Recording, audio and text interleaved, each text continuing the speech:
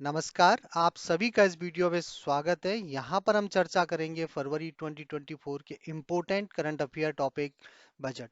तो बजट पे यहाँ पर हम देखेंगे सभी महत्वपूर्ण जो टॉपिक हैं उसके इम्पोर्टेंट हाईलाइटेड टॉपिक हैं जो आपके एग्जाम ओरिएंटेड हैं। हम सभी उन इम्पोर्टेंट टॉपिक का एनालिसिस करेंगे और उससे इम्पोर्टेंट जो क्वेश्चन आंसर हो सकते हैं वो सब हम यहाँ पर देखेंगे और उनके बारे में जानकारी लेंगे जो आपके लिए आने वाले जो आपके एग्जाम है, आपके कम्पिटेटिव एग्जाम है, उनमें ये क्वेश्चन बहुत इंपॉर्टेंट होने वाले हैं। तो चलिए शुरू कर। यहाँ पर हम देखते हैं कि बजट की शॉर्ट डेफिनेशन और बजट क्या है, भारत में बजट की शुरुआत कैसे हुई थी, उसके की पीपल्स कौन से हैं और इम्पोर्टेंट डेट्स कौन सी हैं।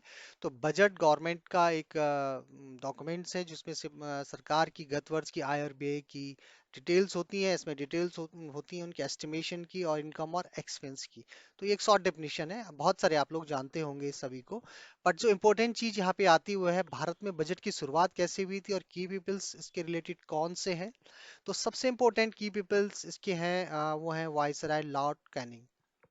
तो इनको जो है इसका श्रेय जाता है जिन्होंने बजट की परंपरा की शुरुआत करवाई थी। और इनका जो टाइम पीरियड था, कार्यकाल था 1856 से 1862 में। और ये वाइसराय थे, तब इन्होंने एक परिषद, वित्त परिषद की स्थापना करवाई थी। और इसके एक सदस्य थे जेम्स विल्सन, जिन्होंने 1860 को 18 फरवरी 1860 को अपना एक बजट प्रस्तुत किया था इनको। और इसको ही हम पहला बजट कह सकते हैं। ये डेट इंपॉर्टेंट हो जाती है आपके लिए। उसके बाद एक अगली डेट आती है 1920, जहां पर एक यूनियन स्तर का बजट पेश किया गया था और एक समिति का गठन किया था। वो थे एकवर्थ समिति। और ये थे एकवर्थ विलियम, और इसके जो अध्यक्ष इनकी अध्यक्षता में थी। और इन्होंने यहाँ पर कुछ सिफारिशें की थी अपने इस बजट के लिए। यहाँ पर इन्होंने सिफारिश में कहा था कि रेलवे का एकीकरण होना चाहिए और उसका राष्ट्रीयकरण की भी इन्होंने सिफारिश की थी।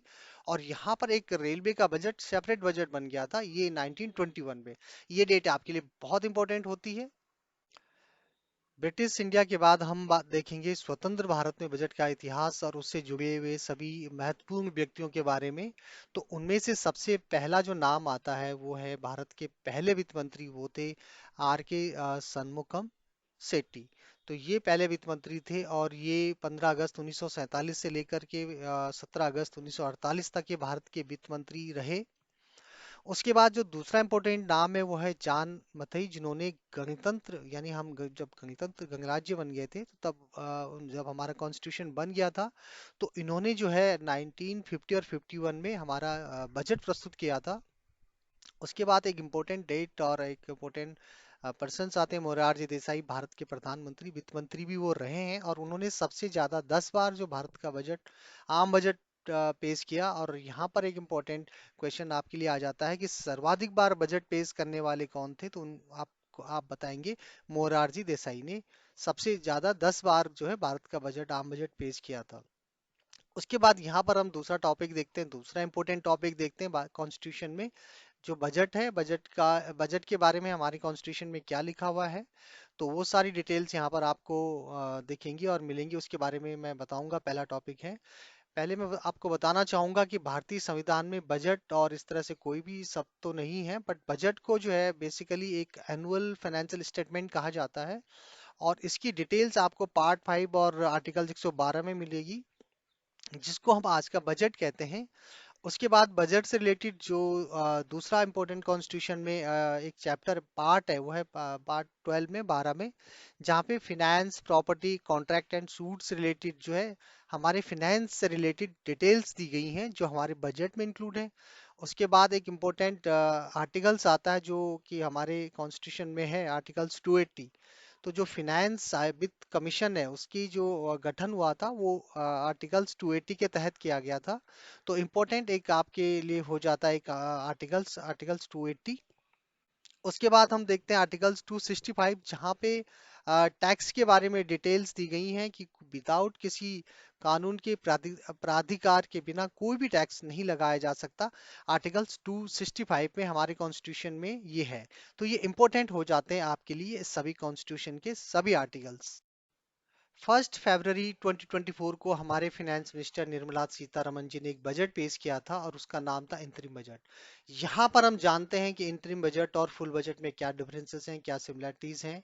तो चलिए शुरू करते हैं इंतरिम बजट के बारे में। तो ये पहला टॉपिक है, ये बजट पूरे साल के लिए ना होकर कुछ महीनों के लिए होता है। तो हम यहाँ पर समझ रहे हैं कि जो बजट है इंतरिम बजट, ये शॉर्ट टर्म पीरियड के लिए होता है। और जैसा कि हम सभी जानते हैं कि 2024 में हमारी लोकसभा के चुनाव हैं और उसके बाद एक नए फाइनेंशियल ईयर के बाद जो नई सरकार आएगी उसमें कुछ टाइम लगेगा। तो उस बिटवीन ये हमारा इंटरिम बजट हमारे गवर्नमेंट ने पेश किया है जुलाई में, यानी जब एक नया बजट आएगा उस टाइम पीरियड के लिए। जैसे कि ये बजट की डेट है, ये 1 अप्रैल से शुरू होगी और जुलाई जब तक ये नई सरकार नहीं आ जाती हमारा इंटरिम बजट काम करेगा। फुल बजट जैसे कि हम सभी जानते हैं कि संसद में एक वन फाइनेंशियल ईयर के लिए होता है। और उसके बाद दूसरा टॉपिक देखते हैं कि इंटरिम बजट सबसे पहले और हमारे देश में किसने पेश किया था, किस फाइनेंस मिनिस्टर ने पेश किया था। तो वो उस टाइम पे हमारे मोरारजी देसाई ने 1962-63 में पेश किया था पहला इंटरिम बजट। बहुत इंपॉर्टेंट क्वेश्चन हो जाता है यहाँ पे।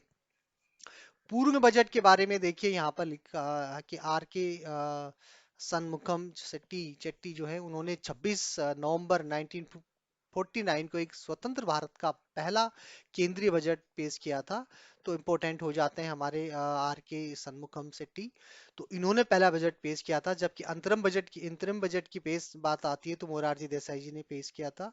उसके बाद देखते हैं कि कॉन्स्टिट्यूशन में दोनों के लिए क्या, कॉन्स्टिट्यूशन में दोनों बजटों के लिए किस आर्टिकल्स पे दोनों की बात की गई है। तो इंटरिम बजट की बात आती है तो आर्टिकल्स 116 के तहत पेश किया जाता है, जिसमें सरकार किसी भी तरह का कोई टैक्स नहीं लगाती। इसकी खूबी होती है कि इसमें कोई भी नया टैक्स नहीं आता है। आम बजट जो है, हमारा जो फुल बजट है, वो कॉन्स्टिट्यूशन के आर्टिकल 112 में है। बहुत अच्छा ये टॉपिक आ गया यहाँ पे कि जो इंतरिम बजट है वो 100 आर्टिकल्स 116 में है, जबकि जो हमारा फुल बजट है वो आर्टिकल्स 112 में 112 में है। अंतरिम बजट में किसी भी प्रकार की कोई नई योजनाओं की घोषणा नहीं होती। जैसे आपने देखा होगा इस बार कोई भी नई योजनाओं की घोषणा नहीं की गई है। वही हम फुल बजट की बात करेंगे तो केंद्रीय बजट में सरकार कोई नई योजनाओं की घोषणा भी करता है और फंड भी निर्धारित करता है, इसके लिए मनी भी रेज की जाती है, प्लानिंग होती है। लास्ट टॉपिक है अंतरिम बजट का। अंतरिम बजट चुनावी चुनावी वर्ष के दौरान वित्तीय वर्ष के 3-4 महीनों के लिए, जैसे कि हमने कहा था कि ये शॉर्ट टर्म के लिए होता है और इसके लिए ये पेश किया जाता है। जबकि हमारा जो फुल बजट है वो 1 अप्रैल से लेकर 31 मार्च तक ये वैलिड होता है। और इसीलिए हमारे 31 मार्च के बाद जो है हमारा इंटरिम बजट जो है, तब तक हमारी सरकार नहीं आ जाती, नहीं तब तक ये बजट इफेक्टिव रहेगा। तो ये था इसमें। जैसा कि हम सभी जानते हैं कि 1 फरवरी 2024 को हमारे फाइनेंस मिनिस्टर निर्मला सीतारमन जी ने अपना बजट पेश किया था, इंतरिम बजट। और उस बजट में जो उन्होंने स्पीच दी थी, उस स्पीच में उन्होंने अपने जो जहां पर गवर्नमेंट ने मेजर फोकस किया था उन सभी पॉइंट्स को रखा था। तो यहाँ पर हम उन सभी इंपॉर्टेंट टॉपिक्स को देखेंगे और जहां पर गवर्नमेंट का फोकस रहा है। तो देखते हैं सबसे पहले किस पे। यहाँ पर हम देखते हैं कि हमारे फाइनेंस मिनिस्टर ने अपने जो बजट के स्पीच में जो इम्पोर्टेंट हाइलाइटेड पॉइंट्स थे और जो अपना मेजर फोकस एरिया है उनका, फार्मर, उनके लिए क्या क्या कल्याणकारी योजनाएं आई हैं उन पर हम डिस्कस करते हैं। तो सबसे पहले देखते हैं पीएम किसान सम्मान योजना। और इसके तहत गवर्नमेंट ने 11.8 करोड़ रुपीस का जो फाइनेंशियल हेल्प करी है किसानों के लिए। और आपको मैं जानकारी के लिए बताता हूँ कि गवर्नमेंट जो है 6,000 rupees per year financial help करती है किसानों को। तो उसमें टोटल गवर्नमेंट का जो बजट था उसके लिए 11.8 करोड़ रुपया उन्होंने हेल्प करी है इसके लिए। उसके बाद देखते हैं किसान पीएम फसल बीमा योजना। पीएम फसल बीमा योजना, इसमें गवर्नमेंट ने 4 करोड़ रुपीस किसानों को फसल बीमा उपलब्ध कराई गई है। उनको उनकी उनकी फसल को जो है उन्होंने बीमा करवाया है। और उसके बाद तो एक इम्पोर्टेंट टॉपिक यहाँ पर गवर्नमेंट लेके आई है, एक बड़ी अच्छी योजना गवर्नमेंट लेके आई है और जिसका नाम है इलेक्ट्रॉनिक नेशनल एग्रीकल्चर मार्केट, यानी ई नाम से। इसके तहत जो है 1361 मंडियों को जो है एकीकृत किया गया है। और इसमें गवर्नमेंट ने 3 लाख करोड़ रुपए 3 लाख करोड़ रुपए की खरीद की है, और उसमें जो है 1.8 करोड़ किसानों को ये सर्विसेज मिली हैं।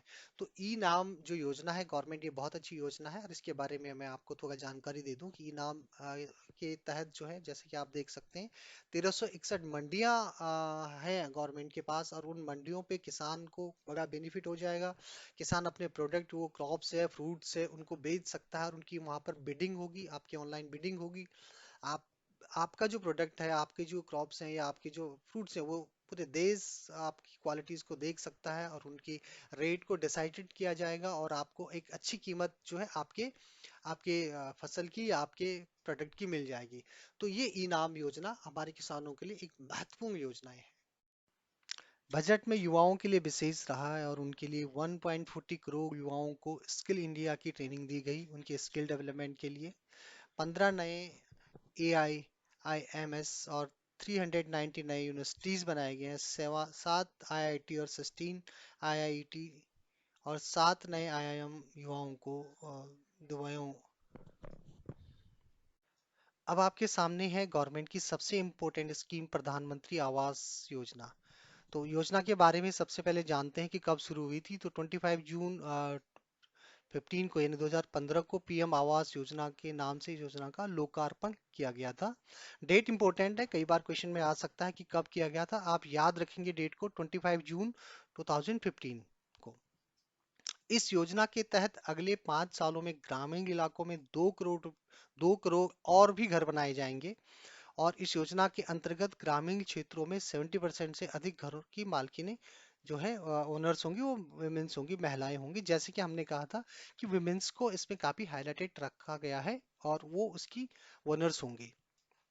अब जानते हैं कि इस योजना के बारे में डिटेल में, क्योंकि काफी इंपॉर्टेंट योजना है, और इससे काफी क्वेश्चंस आने की संभावनाएं होती हैं, और फैक्ट को हम ज्यादा जानेंगे, याद रखेंगे। तो देख लेते हैं योजना के बारे में विशेष। तो योजना से योग्यता क्या होनी चाहिए, यानी कौन इसके लिए अप्लाई कर सकता है। तो यहाँ पर देखिए, आप स्क्रीन में हमने मेंशन किया है, आवेदक भारत का निवासी होना चाहिए, उसके पास पक्का घर नहीं होना चाहिए, 18 वर्ष से और उम्र पार होनी चाहिए, और उसकी जो इनकम है, जो इनकम ईयरली इनकम है, 3 to 6 लाख के बीच होनी चाहिए। राशन कार्ड या बीपीएल सूची में उसका नाम होना चाहिए, और वोटर लिस्ट में या कोई भी उसके पास एक आइडेंटिटी कार्ड या कोई भी आइडेंटिटी पत्र होना चाहिए। अब ये देखते हैं अगला जो उसमें है कि किसी एक के रूप में जो है अर्हता प्राप्त होनी चाहिए, इनमें से कोई भी एक हो, वो बेघर परिवार से हो, जिन परिवारों के घर में शून्य या 1 या 2 कमरे हैं और कच्ची दीवार और कच्ची छत है। सी में है कि परिवार जिसमें 25 वर्ष से अधिक आयु वाला कोई भी साक्षर और वयस्क न हो, और परिवार जिसमें 16 से 59 उम्र के वाला कोई वयस्क पुरुष न हो, उनके लिए ये है। ऐप में है बिना सक्षम सदस्य वाले दिव्यांगों के लिए। जी में है भूमिहीन परिवार के लिए, और एच में है अनुसूचित जाति, जनजाति और अल्पसंख्यक के लिए। तो ये योजना जो प्रधानमंत्री जी की प्रधानमंत्री आवास योजना है, उसमें योग्यताएं हैं जो काफी। यहाँ पर हम डिस्कस करेंगे इम्पोर्टेंट हमारा जो बजट का पार्ट है, डायरेक्ट और इनडायरेक्ट टैक्सेस, और हमारे जो कैपिटल एक्सपेंडिचर है उसके बारे में हम यहाँ पर बात करेंगे। तो सबसे पहले हम बता दें कि हमारा जो इंटरिम बजट होता है उसमें कोई मेजर चेंजेस नहीं होते, हमने पहले भी डिस्कस किया था। और इसमें जो है हमारे डायरेक्ट और इनडायरेक्ट टैक्सेस के कर की दरों में यथावत रखा गया है, यानी कोई चेंजेस नहीं हुए, जो हमारे आम बजट में था वही इसमें है। तो हमारे जो डायरेक्ट टैक्स है, हमारा इनकम टैक्स, उसके बारे में हम ज़्यादा यहाँ पर बात करना चाहेंगे। और जो स्लैब है, ये हम सभी के लिए काफ़ी इंपॉर्टेंट है, और इस स्लैब के बारे में हम थोड़ा सा डिस्कस कर लेते हैं कि हमारा जो टैक्सेस था किस स्लैब के अंतर्गत था। तो देखते हैं यहाँ पर हमारी एनुअल इनकम के बारे में, और उसके बाद मंथली इनकम के बारे में। अगर एनुअल इनकम हमारी 0 to 3 लाख है, तो हमारा जो स्लैब्स है टैक्स का, वो 0 होगा। जबकि हमारी income 3 to 6 lakh income annually होती है, तो 5% हमें टैक्स देना होता है। 6 to 9 लाख अगर इनकम है तो 10% होता है। 9 to 12 पे हमारा 15% टैक्स होता है, जबकि 12 to 15 लाख पे 20% होता है। 15 लाख से ज्यादा अगर एनुअल इनकम होती है तो 30% हमारा टैक्स होता है। यहीं पर हम इसको देखते हैं मंथली इनकम पे। अगर मंथली इनकम 0 to 25,000 है आपकी, तो आपका 0% टैक्स होता है, जबकि 25 से 57,000 अगर है तो 0% आपको टैक्स देना होता है। अगर मंथली इनकम देखते हैं 58 टू 75 है तो 5% है।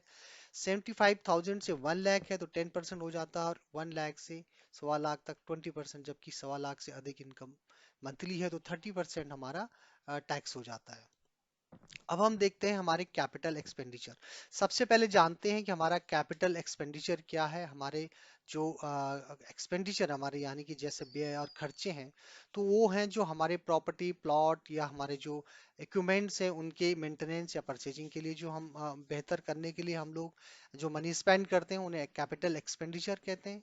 यहाँ पर हम देखते हैं कि हमारा जो कैपिटल एक्सपेंडिचर है वो 2024 और 25 के लिए जो हमारा था उसमें हमने 11.1% की वृद्धि की घोषणा की है। यानी कि जो हमारा इंफ्रास्ट्रक्चर है उसके बुनियादी ढांचे को बेहतर करने के लिए हमने अपने बजट में 11.1% की वृद्धि हुई है, यानी इंक्रीज हुआ है हमारा बजट यहाँ पे, जो कि अच्छा साइन है। हमारी पूंजीगत व्यय जो है वो हमारी जो एक्सपेंडिचर है वो 11.11 लाख करोड़ रुपीस है, और जो कि हमारे जीडीपी का 3.4% है। यानी हमारा इंफ्रा विकास पर कुल खर्च जो है सकल घरेलू उत्पाद यानी हमारे जीडीपी का 3.4% होगा। तो ये हमारे बजट में काफी अच्छा साइन है और काफी इंपॉर्टेंट पॉइंट है, ये काफी इंपॉर्टेंट डेटाज हैं, हमें याद रखना है। हमारी कैपिटल एक्सपेंडिचर को थोड़ा सा हम कंपेयर कर लेते हैं यहाँ पे। देखिए 2020 20 और 21 में हमारा 4.9 लाख करोड़ था, जबकि हमारा 2021-22 में हमारा 5.54 लाख करोड़ था, और 22-23 में हमारा 7.5 लाख करोड़ था। जहां पर हम देख लेते हैं 23 और 24 में जो था वो है 10 लाख करोड़। तो इस बार 24 में जो है 11.11 लाख करोड़ पे जो सबसे ज्यादा है, और ये डेटा काफी हमारे लिए इम्पोर्टेंट हो जाता है। यहाँ पर हम डिस्कस करेंगे अपने बजट में आने वाले सबसे इम्पोर्टेंट टर्म्स जो होते हैं वो है फिजिकल डेफिसिट, हमारे जीडीपी की बात करेंगे, यहाँ पर रेवेन्यू और एक्सपेंडिचर एस्टिमेशन के हम डिस्कस करेंगे। तो शुरू करते हैं हम लोग, फिजिकल डेफिसिट क्या है। तो फिजिकल डेफिसिट जो है सरकार के कुल राजस्व और उसके व्यय के बीच का जो डिफरेंस है उसको फिजिकल डेफिसिट यानी राजकोषीय घाटा कहते हैं। तो यानी आप कह सकते हैं कि गवर्नमेंट के कुल जो रेवेन्यू है और उसका जो एक्सपेंडिचर है उनमें जो डिफरेंस है। यहाँ पर मैं कहना चाहूंगा जो फिजिकल डेफिसिट तब अराइज होता है जब आपके एक्सपेंडिचर ज्यादा होते हैं, यानी आप कह सकते हैं कि expenditure of A government is more than the revenue generated by government. यानी गवर्नमेंट जो है अपना एक्सपेंडिचर ज्यादा हो जाता है रेवेन्यू के मुकाबले, तो हमारा जो है फिजिकल डेफिसिट अराइज होता है। यहाँ पर जीडीपी की बात करते हैं। जीडीपी तो हम सभी जानते होंगे, हमारे टोटल सर्विसेज और हमारे टोटल जो फिनिश गुड्स हैं उनकी वैल्यूज को मॉनेटरी फॉर्म में अगर हम करते हैं तो वो हमारा जीडीपी कहलाता है। यहाँ पे देखते हैं कि हमारे बजट में जीडीपी के बारे में क्या लिखा हुआ है, और जीडीपी 2023 और 24 जीडीपी में जो है वृद्धि कितनी हुई है, तो ये जो ग्रोथ है वो कितना हुआ है। तो इस बार जीडीपी में वृद्धि रहने का जो हमने एस्टिमेशन किया है 7.3 है, काफी इंपॉर्टेंट फिगर वैल्यू है 7.3। अगर आपसे क्वेश्चन आ जाता है कि हमारे जो फाइनेंशियल ईयर है 23 और 24 उसमें जीडीपी का जो है हमारा कितना एस्टिमेशन है, हमारा इंक्रीज कितना है, तो आप उसमें नोट करेंगे 7.3, जो कि आरबीआई के संशोधित विकास अनुमान के अनुरूप है। यानी कि आरबीआई ने जो एस्टिमेट दिया था, जो एनालिसिस करा था, ये उसी के ही अनुरूप चल रहा है। और अंतर्राष्ट्रीय मुद्रा कोष ने फाइनेंशियल ईयर 23 और 24 के लिए भारत के विकास अनुमान को बढ़ाकर 6.3 कर दिया था। ये भी अनुमान है हमारे अंतर्राष्ट्रीय मुद्रा कोष ने।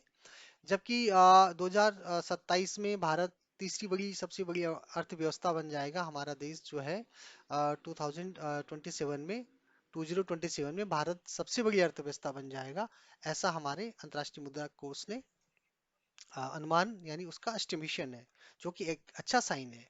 यहाँ पर देखते हैं हम लोग रेवेन्यू एंड एक्सपेंडिचर से रिलेटेड इंपॉर्टेंट डेटा को। तो हमारी जो टोटल रेसिपी है, टोटल रेसिपी हम लोग जो रेवेन्यू होगा वो होगा 13.18 लाख करोड़ रुपए का हमारा एस्टिमेशन है।